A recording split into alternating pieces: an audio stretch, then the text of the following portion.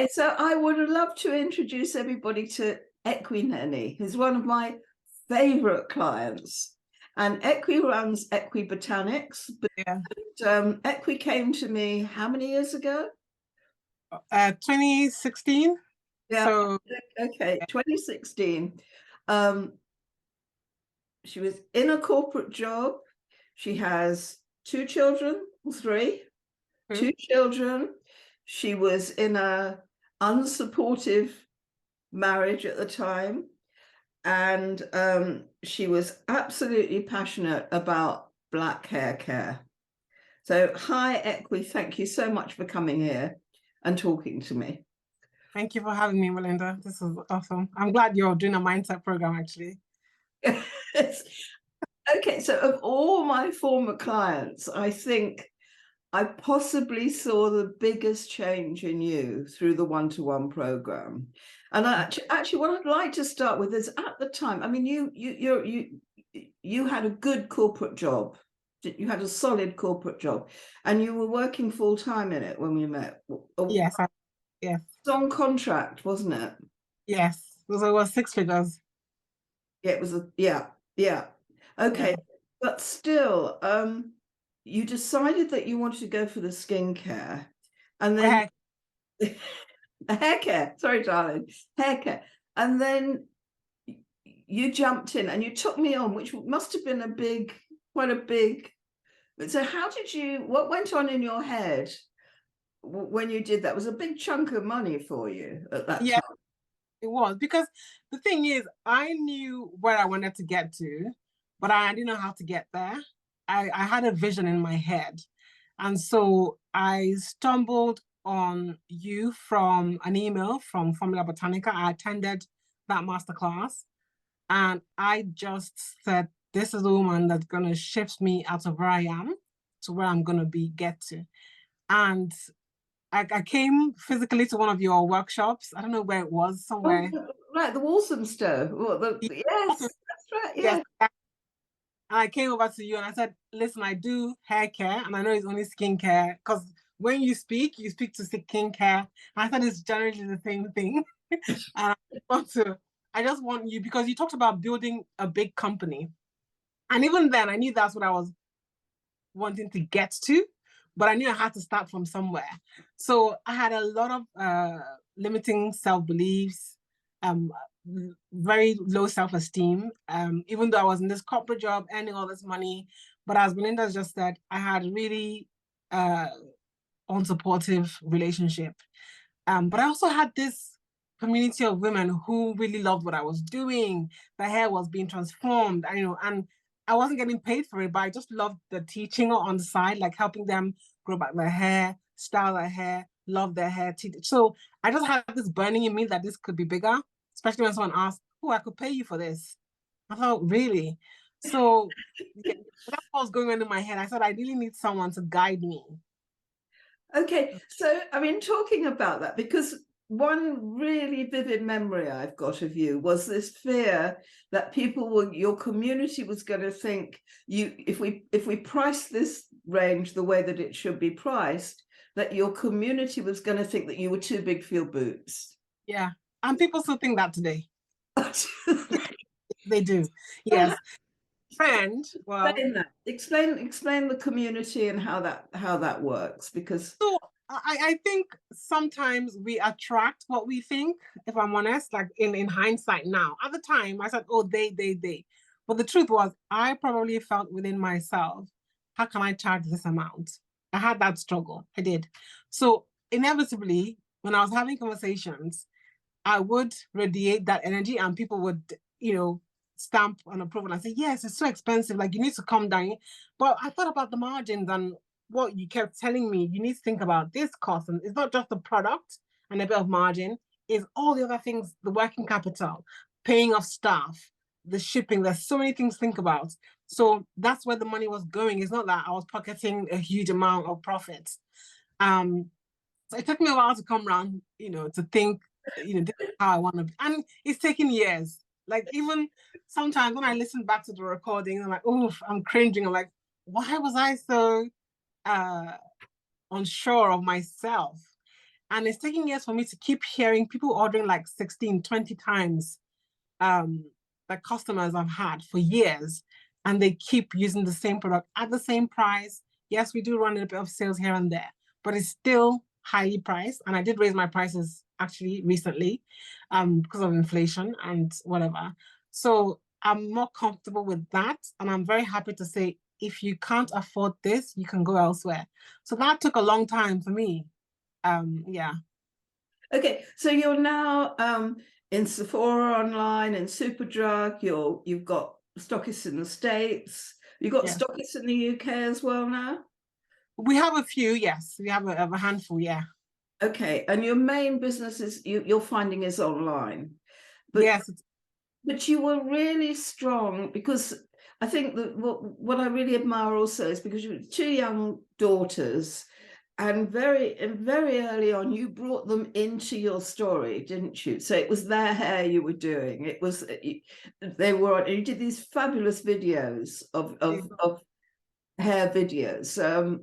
So how did they cope with the whole thing? They for them it was fun.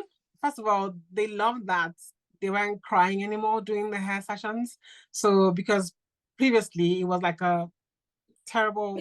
They weren't crying anymore. What were you doing? So because before the products were just not moisturizing or hydrating enough. They didn't have high quality oils that did penetrate the hair shaft. So it was just unmanageable. And so a lot of women, when they come to me now, it's the same thing. Oh, my child's hair is so tough. But the problem is actually the ingredients in the products they're using. So they enjoyed hair care sessions, and it was a time for bonding. And so I just filmed as we were doing it. And I found that resonated a lot with women like me, like my demographic, who were buying the products for not just themselves, but for the family. So that's what led us to create the 1 liter sizes, which sound like a lot for Caucasian hair, if you think about it. But the thing is, the whole family is using it, and it lasts and lasts and lasts. So in the end, it's actually worth it. So my children found it fun, but as they've grown, like my older one is in university, she's 19, just finished, yes, her first year. And my second one is 13. So they are now more strategic and behind. They don't really come in front of the camera anymore. And also because I want to create an asset that I want to sell, I don't want it to be dependent on my family as the brand, as the face of the brand. So yeah, we're using more influence and other people. So you were struggling really hard in that first year to get some sort of traction. And also too, we went to a branding agency to get the branding done. And there was that moment, I think, also when the branding was there in front, and suddenly the range seemed real and grown up. Yes. Yes, absolutely. I mean, till today, we're still using. I did have a bit of I'm tired of seeing this like same colors all over the years. But everyone I've spoken to, like I have customer sessions like this, I speak to my customers and I'm like, oh, we're thinking of rebranding. Like, why? Like, I love the way this looks in my bathroom. So we've gotten rid of the boxes. So it's just the tubes because they're white, there's black, there's gold. It's just minimalist, it's classy, sophisticated. It evokes that feeling of this is a woman who is out there to reach her goals, and she's not going to let her hair care be in the way, and we're there to help. So that's how it's positioned. And that branding, I know when I was spending that money, it was so painful. And what I would advise is plan your money on a spreadsheet, which I still have to this day, month by month. Prioritize what you're spending on. And also put your head down. Don't be distracted by any other person and what they're doing, because you will find that your budget is tight and you can't do everything at once. So prioritize, pick one, finish it, then move on to the next. Like now, the branding is still serving me after so many years. Okay, yeah. And so you stopped work for a while because you were doing you went into contract. You were doing contract work, weren't you? Yeah. You stopped for a while, and then the marriage ended. Yeah. So you had to go through all of that. You've got these two young children. You had to move home. Did you move home at that point? I did, yeah. Okay, so you went from So still full-time work, 2 children, going through a divorce, and you still stayed on track with the business. Yeah. Do you know what? I had a near-death experience, December 2019. I caught COVID, and I don't think I've said this publicly actually, but I thought I was gonna die that week. And I had to think to myself, and the divorce was already ongoing, and we're still in the same house, and it was quite toxic environment. So I lay down there on the floor of the bedroom by my wardrobe, and I thought, I am gonna die. And I left myself a voice note, and I said, if I come out of this, I said to God, that I'm spiritual. I said, God, please, I will show up for my business. Like, it doesn't matter what's happening around me. Anything could be falling apart, but I will show up to these people that you want to use me to help. And that's what I told myself. That was my epiphany, as it were. And I held on to that. So as soon as I recovered from COVID, about 2 weeks, I started doing my Instagram lives during the pandemic every Sunday, unfailingly. And that was the best year of the business. That year we made double, several 6 figures over and over. And people were just, so that kept me going because I made that promise. And I think people need to find something within their lives that they will hold on to when everything is falling apart, because inevitably is always highs and lows. It's not always high and it's not always low, but it's like a wave, and their phases. So once you have that mindset that, oh, I'm in this for the long haul, nothing surprises you. It could be your health, it could be your relationships, but your mindset always has to be stable. Otherwise, there really isn't any point doing it. Okay, so that's, how does that, now I am very much of the same ilk. My work has always been my big passion. But how has that, what impact did that have on your kids or your family? Or because it really is a choice. I mean, I'm not sure I'd make that choice again, but yeah. Tell me about that. So I think firstly, your relationships are very important. You need to surround yourself. What I've learned is that I need to surround myself with champions, people who champion me, and not people who are going to pull me down. And also people who understand my goals. But it also doesn't mean that relationship is going to suffer. I have to give time to that relationship. So once I give that time to that relationship, say maybe there's a weekly date or a family time that is sacred, the rest of that time I have to work. You're in school anyway, or you're working and you've got friends, that kind of a thing. So once you have boundaries, it's easier for people to accept your ambition, your drive, your goals. But the first thing is finding people who are your champions before that can happen. Like my father, he's so proud of me right now that he's happily willing to sell off something and just pump money into the business because he's seen how I've carried on without asking for anyone's help.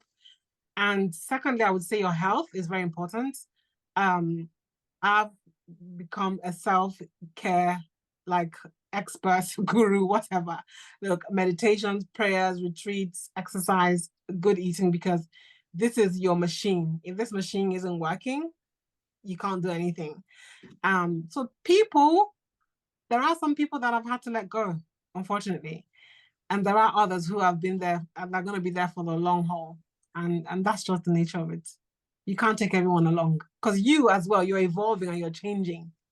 And the past you that they were so used to is not the same you. So either they come along for the ride or they're not on the ride. It's as simple as that. And my children, they, without fail, every other day I get, Mommy, I'm so proud of you. Like I just watch you and I'm so happy you're my mom. And my daughter she's quite accomplished already in year 1 because she sees that, not to brag, but for us as immigrant Nigerians, getting to Oxford is a big deal. So she's at Oxford. She's in Oxford. Wonderful. Yes. Wonderful. And she's running for them. She's an athlete. She also acted recently in a theater, at the Oxford Playhouse, a Great Gatsby. So that is, I'm seeing that is rubbing off on them. Everyone has their goals and they're just accomplishing what they need to do. So. Okay, so you still have a struggle on your hands. There's new markets. You're still you're building a team, but it's slow because all that money goes back into the business. So how long have we been going now? 19, so that's 4 years. Yeah. 4 years. So what's the aim now? What are you still on track? Are you still So I had to go back to come forward. So I had to like switch off the tap for marketing because I knew that my foundations were not strong. My supply chain wasn't strong. I created products that had a lot of ingredients, and that's the reason they work. But I didn't have that the negotiation skills and the understanding of, okay, this is how you manage cash in a product heavy business. It's very easy for info products because you create it once. But with the product based business, especially with the rising cost of ingredients, the pandemic, the supply chain issues we've had, I had to relearn the business. So I had to switch off marketing to do that. Now that we're getting to be in a better place on that foundational level, which was the boring stuff, the recalculating of the margins, thinking about resizing the products, shrinking them because they are very rich and they last a long time anyway, allowing new buyers to come in, so acquire customers cheaply because products are now cheaper, but they're not. It's really because they're 100 mil, not 200 mils. And recruiting to take off tasks off my plate, like marketing tasks. So we are on track. Like I'm in a much better place mentally, understanding the full cycle of a business, not just creating product. Yeah. I mean, look, one of the biggest problems I have with a lot of my clients is that it's really hard to, they get into this and they think it's about creating products. I mean, you came up with a couple of hero products. How many products have you got now? So we have 4. We actually had 5, but I just decided to discontinue 1. Just simply because of simplification. Like you can make 1 million with 1 product. Yes, quite. I can't. The trouble is they don't. Most sort of skincare guys. Most of you guys on this group of skincare, despite my best efforts to get all sorts of people, most of the guys on here are skincare guys. But that's the problem. If you want to build. I asked a question very early on in the group. Do you want to run a skincare business? Or do you want to make a lot of money? Which is the most important to you? Because they find it, they go in it because they love skincare. Yes. And actually, I mean, in my experience, that's not what making a business is about. That is, yeah, it's not. And I had the same struggle, to be honest. And it's about growing your ecosystem, the kind of people you talk to. Like currently, I'm speaking to people who have sold their companies for 7-8 figures. So the conversations are different. It's not about products, the ingredients. It's really about how scalable is this asset of a business you're building. The conversation had completely changed. So this is why I was able to discontinue 1 product, because I would never before do that. But I realized I want to simplify supply chain. I want to be able to scale this even further and present an asset that's sellable. That is, you told me that from day dot. And I was so resistant. I was like, oh my God, no. This is like baby. I never wanted to. Now I get it. Don't let it take you years to get it. Because it took me years. Start now. Like, listen to Melinda. So you've got a plan. You've got a strong plan for what you're going to do. How far ahead do you plan? I plan, to be fair, I have in my head a 5-year vision. Like I know at the end, this is how much I want to exit for. Between that though, I have 3 years and then I have the next year. And then recently the next 6 months. So some of them are just in my head, but the 6 months is something that I really write down and I look at it every day and I revisit who I need to become to do the things I need to do in order to achieve the goals that I have. Because it's not you have, you do, and you be. You have to become that person first.